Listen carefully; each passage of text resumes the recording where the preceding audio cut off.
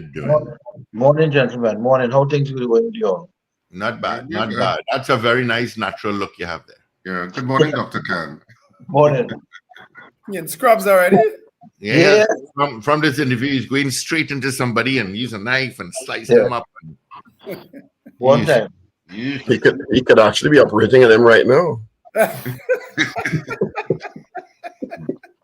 Modern technology. He could be right now on the computer doing it. Good morning, Dr. Khan. How are you? Morning. How are you doing? Good. Let me ask you a question before we get in. Before we get into the issue, do they do transplants here? What type? Yeah, they do, of course, transplant kidneys. Transplant. I was going to start with kidneys and so on. We do that here, right? Yeah, corneal transplants. Yes. You don't do big transplants like liver and bowel and them kind of things, and cardiac, but they do them things around on the part of the world. See, there's a part you want to replace Steve. What's that? There's a part you want to replace Steve or transplant? No. There are parts you're seeking to have transplanted?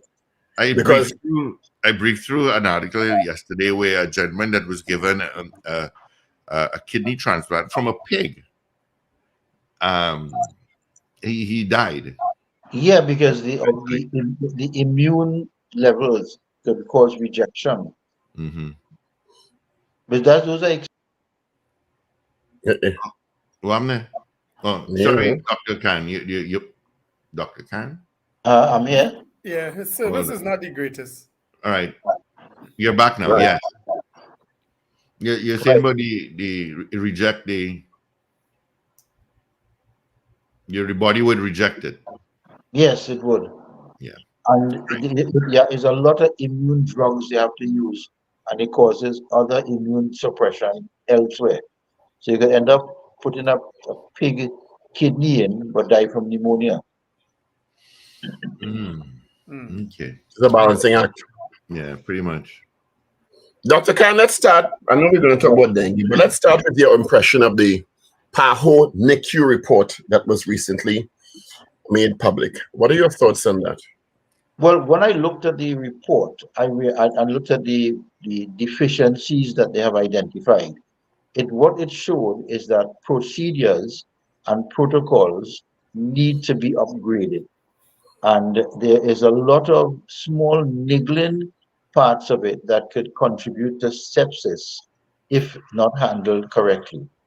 However, a lot of NICU problems occur in that manner because of protocols and procedures.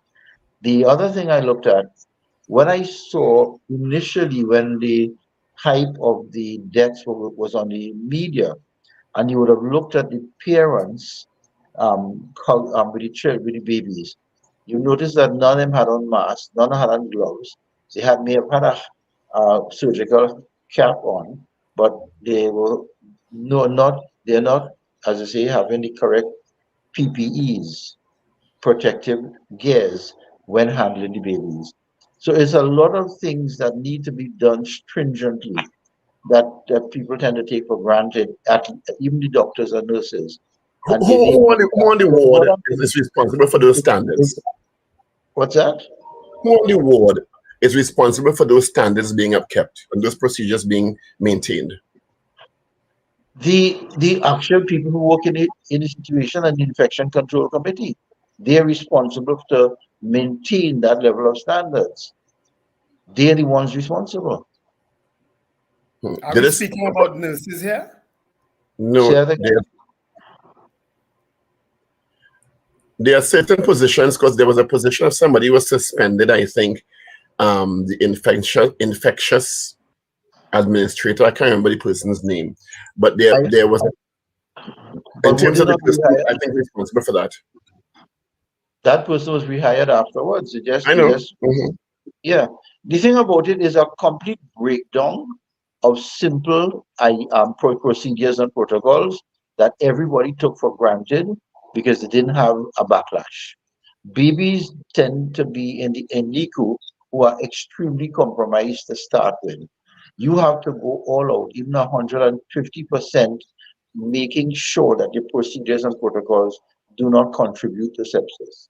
And sepsis is one of the major problems with NICU babies.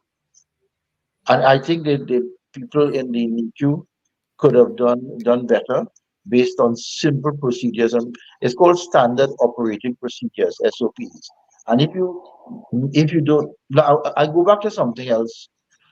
Audit systems, which I tried to introduce when I was minister, which is medical, surgical, and audit systems. You audit yourselves. That would have picked up all these deficiencies.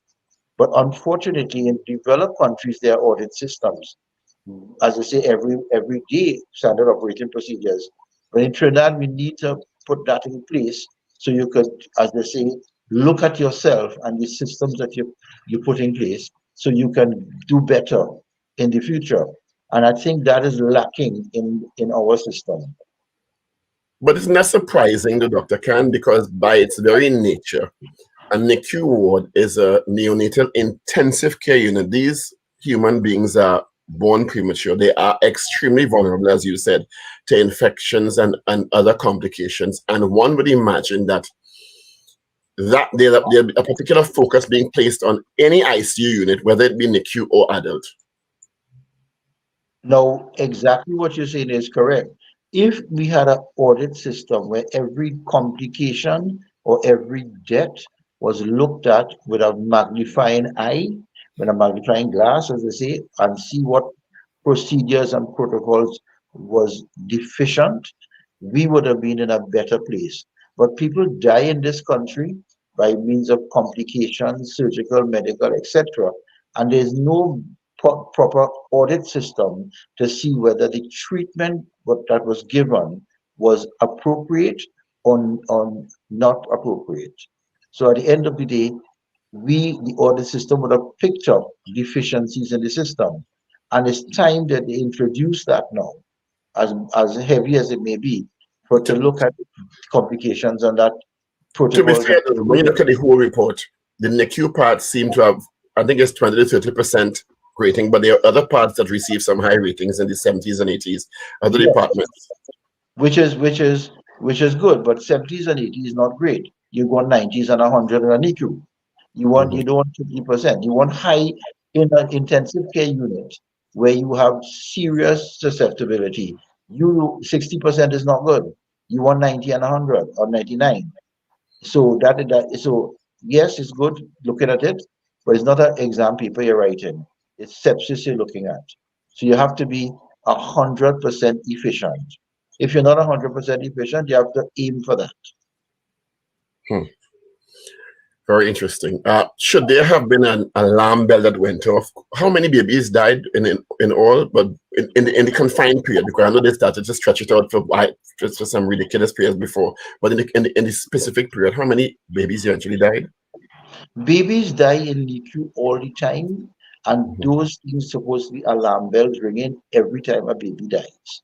Not just waiting for this sensationalism. Babies die all the time because they're susceptible and they're very vulnerable.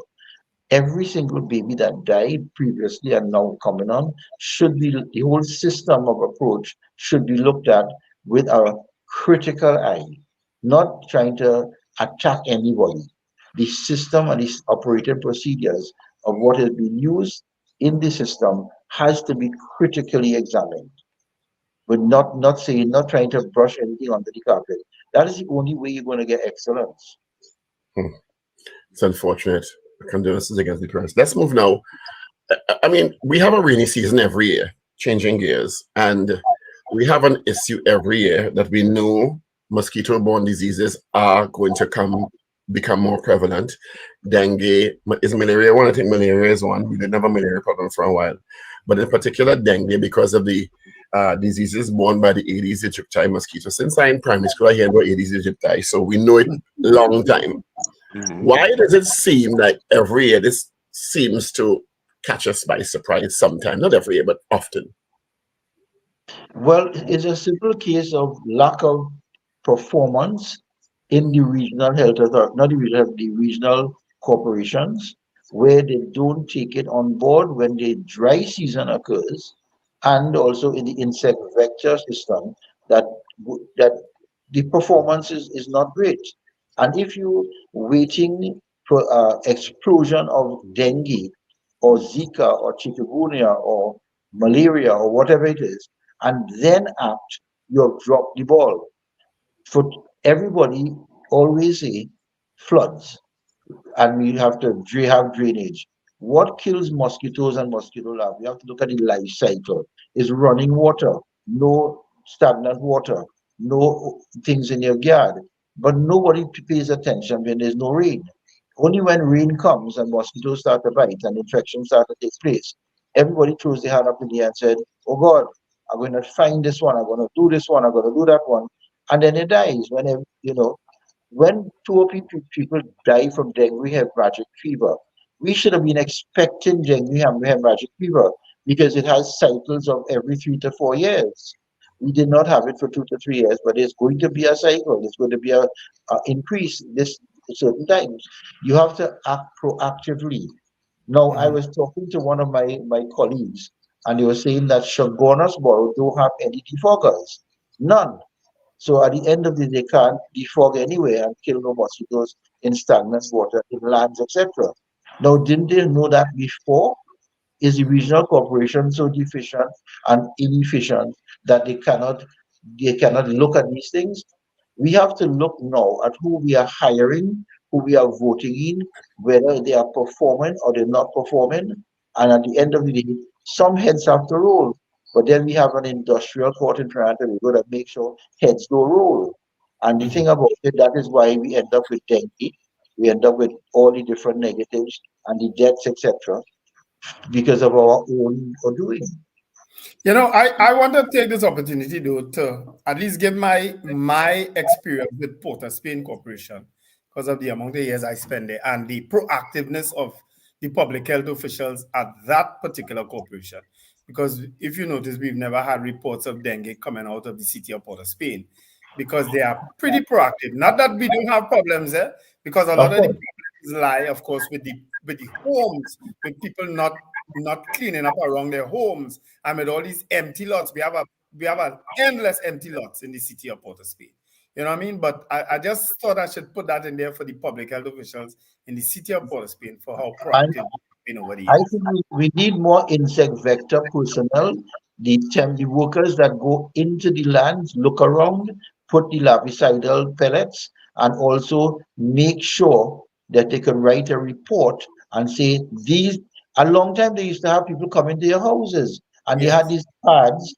I don't see that happening again. You don't see that much again. It happens No. in the city still. It happens in the city. I haven't seen that happening in a while in a river. And you would sign and say, okay, place needs this, place needs that, guttering, whatever. But we need more personnel to go house to house.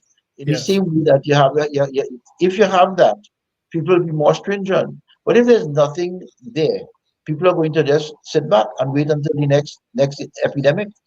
Yeah. Are there groups in the society demographics that are more susceptible to dengue? Is it the normal elderly persons with compromised immunity, or is everybody else susceptible? Everybody has a problem. It could hit anybody, anytime, anywhere. There's no susceptibility for anyone really. It's not an immune thing because it's a virus. Yes, you could have immunity to it if you've had dengue before. You may have cells to fight it, but Deni hemorrhagic fever is a different strain, and you could die from it. Where platelets drop, you bleed to death. You bleed from all your organs in your body, and because of low platelet count. And as I'm at it, do not use aspirin and aspirin type drugs if you think you may have dengue. Don't do that. Panadols and, as I say, paracetamol drugs are what you're supposed to use. Nothing NSAIDs. Yeah. Dr. Khan, as a spin off of that question that Paul just asked, because this is how I feel. I feel mosquitoes like me and they don't like other people who are around me. Like I am more prone to being bitten by a mosquito than some other people. Do we have does such a thing exist? People have said that the secretions that you exude depends on the sugar levels that you exude, depends on what kind of secretions that you exude, attracts mosquitoes. Some people, how they eat and how they maybe what they don't eat does not attract near mosquito as much. But there's no hard and fast scientific proven formula for that. Okay, so my secretions might be the problem. Yes, something is possible what you're eating or whatever you're He's in a your sweet sweat. man. In your sweat. He's a sweet man. I think so too. That is why. So, and just to be clear, dengue is different to dengue fever is different to dengue hemorrhagic fever. Dengue is a normal, basically viral illness.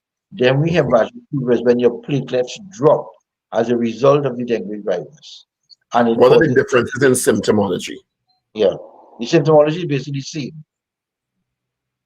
So if you get fever, headache, pain Fever, behind your headache, eyes, body aches, joint and pain, body back aches. pains, it's what we used to call it breakbone fever.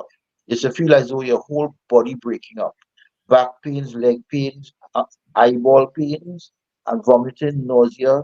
And if you have nosebleeds or if you have gum bleedings, that is extremely serious because that means to say your platelets have dropped to the level that you can't clot and you're bleeding. You have to run to the hospital as much as fast as possible. You may have to get platelet transfusions. So taking aspirin will start your blood even more and make it worse. No, taking aspirin and aspirin type drugs, which is the NSAID, will cause the platelets not to clot. It blocks clotting. Okay. Remember, it thins the blood, aspirin thins the blood, it also Yeah. stops clotting, and you could bleed to death because of aspirin. And aspirin and So the and aspirin. Panadol is what you're saying is the preferred. Paracetamol type drugs, aminoacetylphen, I don't want to use no trade names. Those are the ones basically that you use. Okay. We had a caller earlier in the week that said that there was an interview with one of the teenagers. There was a teenager who died from dengue, and the caller to our program referenced that the parent, in talking about it, said that she was administered Motrin. Would Motrin be something that would have an adverse effect? Motrin is an adverse effect. That is an NSAID. Right, because they were saying that they found that curious, that why would the medical personnel, whoever it was, have administered Motrin if there was Motrin is an NSAID and it can cause bleeding too. right. The Ministry of Health, the Minister of Health, sorry, has indicated yesterday via a news interview on CNC3 that the ministry plans to start charging people whose premises are found to be breeding grounds. I think it's $3,500. But and yes, people need to take personal responsibility. Let me start with that, okay? So nobody just jump down the throat. People need to go around the house and empty containers with stagnant water as much as possible. But there are some situations where I think the regional corporations have a role to play, as I've seen for decades growing up in this country. I would see them coming around defogging early in the morning. I would see them coming around handing out the pellets. What should the state be doing at this point in addition to encouraging personal responsibility? The state has to increase the insect vector personnel, public health inspectors, the insect vector, start handing out the same larvicidal pellets, start looking at fogging the area, be a little more proactive in not only empty lots, in wrong people's houses. Because the Aedes aegypti mosquito could fly a certain distance to bite you. So I think it's about 200 meters or something like that. I can't remember. But there need to be more of a campaign of education. You need to have people go into the houses, increase your personnel, your insect vector personnel, even maybe temporary for this period of time, the rainy season, and have people going door to door. But then again, in our crime climate, you have to be very careful how these things are occurring. Because going door to door nowadays, not like long time, when people was allowed into your house because they found insect vector. Now, you don't even abandon comment. So we're in a catch-22 situation. Yeah. Do agricultural supplies to us stock those pellets that people can actually buy? Say it again? Do agricultural supplies stores stock those pellets that people can actually buy if they don't get it? I was looking at it. I was trying to find out. I called a couple of stores and they did not really stock it. So and I was looking on Amazon and I saw mosquito pellets. I was going to buy some to put around my house also. But it would be nice if the agricultural stores would carry it so we could buy it in house. Yeah. But They do remember actually, you know. these are toxic chemicals, huh? So you have to be handled properly. Yeah. So tell me something, Dr. Khan, the issue of, it just occurred to me that you have so many hiking groups in the country that go through trails and forests and stuff like that. Are they at additional risk in addition to how much of a risk is an empty plot of land, but that is just grown, like a mini forest, similar to where people are walking through? In the forest, water is collected in plants, in the grass. Remember, in certain pockets of grass, and mosquitoes breed in those pockets, and they will be susceptible based on the life cycle of the mosquito. And they are susceptible for anything that mosquito-borne illnesses. But remember, they use citronella oil, they use sprays, they use everything else to ward mosquitoes off. So they take precautions. Okay. I actually, it's stagnant water that breeds the mosquito larvae anyway. Yes, stagnant water, only stagnant water. Now, a lot of stagnant water is found in plants around your house, in the saucer on the bottom of your plant, where you throw water in and the water collects, where rain falls. There are certain plants that look like a funnel, that where water gets into it and you don't really see it, you have to empty the water. You could throw your larvicidal pellets in that, or throw chlorine, or empty the water. And basically, wrong old tires, buckets, pans, anything that has stagnant water for a period of time, you are going to get larvae. Now, the mosquito life cycle is such that they lay their eggs in the dry season, and when the rain comes, the eggs hatch. So that is what you have to look at. There's actually a citronella plant that people could put up in. It's like a weed. It's like bush. Yeah, you could use citronella plants. Yes, and, I have one. And they tend to ward off the mosquitoes. Yes. Never so at the end of the day, it's people's responsibilities. Yes. Yes, you have to. Especially if you live in Arima, like with bush. You know, Arima was described as bush. You have to make it, as I say, a fear factor on a campaign. Like any advertisement is emotional campaign. You have to indicate to people death and dying from bleeding to death if you don't clean your yard. I know it's hard, but this is the kind of fear factor you have to promote. Fining somebody too early and saying if you don't clean your yard, we'll fine you. You have to push more the fear factor. People might say, how much you go find me? They will come and find me. But if you show them your children could die, you could die, and show them pictures of people bleeding to death as a result of dengue, bet your people will go and start cleaning their yard and they're okay. Yeah. Can I ask you an offbeat question? I know you're a urologist and not a neurologist, but what do you think of Joe Biden? I don't think about Joe Biden because I'm a Trump fan. I've always come out from Trump since 2016. I remember. So you didn't see the performance in the debate and have no opinions on what people are suggesting about his cognitive ability? Well, no, he didn't know what, as Trump said, he does not know what he's saying. He don't know what he's saying. Why am I not surprised? You look what I would call. Dr. Khan, go and get ready for your surgery. Thank you this morning. I appreciate it. Paul, you can ask him the other question. What do you think about Donald Trump? What do you think about Donald Trump then? Donald Trump off me too? But all his charges. No, Donald Trump is what we older men call a man's man, not a sin. So you ain't worry about his obesity, but you worry about woman obesity. No, Donald Trump fat. But what do you think? What are you going to do about that? Yeah, but go on to your surgery. Go on to your surgery. You're going down the rabbit hole. Go on to your surgery.